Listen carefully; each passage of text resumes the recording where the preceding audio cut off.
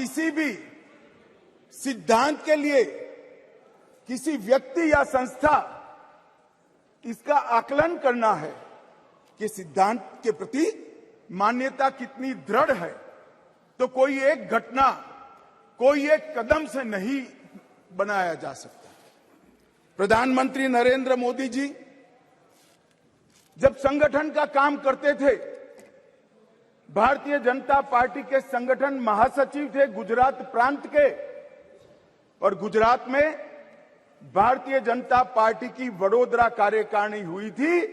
उस ऐतिहासिक कार्यकारिणी में मोदी जी के रोल के कारण ही भारतीय जनता पार्टी के संगठनात्मक पदों में 1/3 रिजर्वेशन माताओं के लिए किया गया। और ऐसा करने वाले मैं गर्व से कह सकता हूं कि मेरी पार्टी सबसे पहली पार्टी है और मेरी पार्टी सबसे अंतिम पार्टी। माननीय अध्यक्ष जी, मोदी जी जब मुख्यमंत्री थे, ढेर सारे लोगों को मुख्यमंत्री रहते हुए ढेर सारी भेंटें मिलती हैं। ज्यादा से ज्यादा सभी लोग इसको तोशाखाना में आरक्षित रखवा देते हैं। मोदी जी ने उस वक्त निर्णय किया था और सार्वजनिक घोषणा भी की थी कि जितनी भी भेंट आएगी उसका ऑक्शन होगा और वो बच्चियों की पढ़ाई लिखाई के लिए खर्च की जाएगी। माननीय अध्यक्ष जी, सीएम रहते हुए भी उनको प्रधानमंत्री देश की जनता ने चुना। 2014 में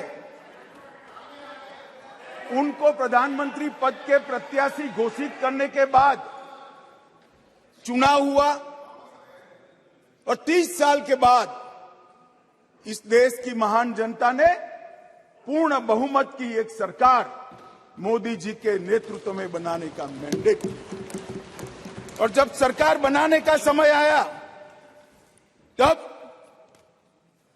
मोदी जी का स्वाभाविक था कि मुख्यमंत्री पद से इस्तीफा देना, और इस्तीफा देने के बाद ही वो प्रधानमंत्री बन सकते थे। तो मुख्यमंत्री पद से जब मोदी जी ने इस्तीफा दिया तब इनके बैंक अकाउंट में माननीय अध्यक्ष जी, भाई उनको जवाब न दो।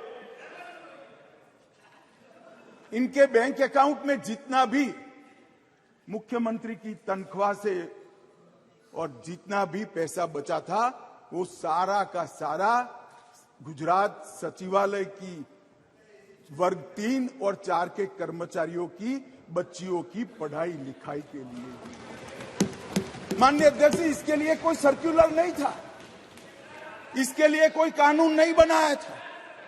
यही मोदी जी थे जब गुजरात के मुख्यमंत्री थे, तब बेटी बचाओ बेटी पढ़ाओ का नारा देश भर में दिया और गुजरात में उनके प्रयासों से जन जागृति के माध्यम से कोई कानून के